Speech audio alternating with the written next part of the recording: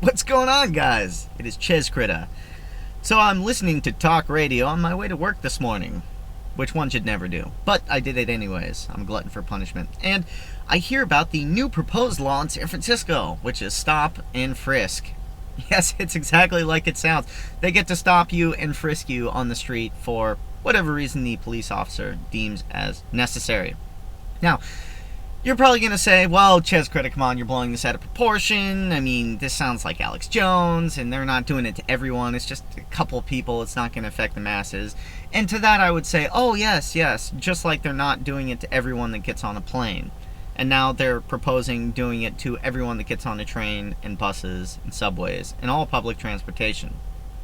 Don't mind the fact that I could go, weld a piece of rebar to a railroad track and basically derail an entire train, because we don't have TSA on every 10-foot of railroad track. No. It's all about stop and frisk. Where do these ideas come from?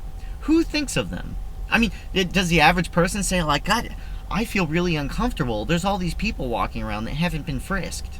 I mean, coming from the city that banned handguns, right? We're going to ban handguns. The only thing that this law is going to do is get a bunch of ignorant people that don't understand their constitutional rights frisked, and probably a few cops dead. That's right. Because where's the de-escalation? How do you de-escalate this situation? I mean, think about it. So a cop walks up to you and says, I'm going to need to frisk you. And you say, well, no, you see, officer, I've got this thing.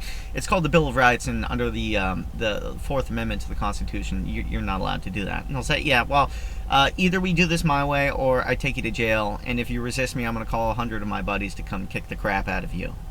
And then we're going to frisk you and throw you in jail anyways. Isn't that great? So the only way to really de-escalate the situation, well, it's not a de-escalation, the only way to get away with not being frisked at all is to kill the police officer, right? That's not what I'm advocating, but that's the only way to de-escalate it. And, in the interest of going back to the Declaration of Independence, that all men are created equal, I mean, come on, guys. Walk up to a police officer and say, officer, I'm going to need to go ahead and frisk you. See how well that goes over. It's ridiculous, because the politicians that propose these laws are the ones that are never going to get frisked. Nancy Pelosi is never going to get frisked. I don't know, again, which politician came up with it. I really don't care. But vehemently opposing these laws. I mean, Benjamin Franklin, right? When he came out of the Constitutional Congress, and created the basically founding ideals of this country, was asked, supposedly, by a lady, what have you given us, sir? And he said, I've given you a republic if you can keep it. Meaning that you gotta try really, really hard to keep it. Really hard just to keep it. Just to make sure you don't get those incremental loss of freedom, or freedoms, enacted on a daily basis. You have to try really hard. And we don't try at all. So they're rapidly being lost. And I don't want to hear the line about I'm overreacting, or just go make a bunch of money and keep your nose down and, come on, man, freedom, haha. No, dude, this is important. It really is. I mean, it took everything to not scream at the camera, because I want my points to come across logically in this video.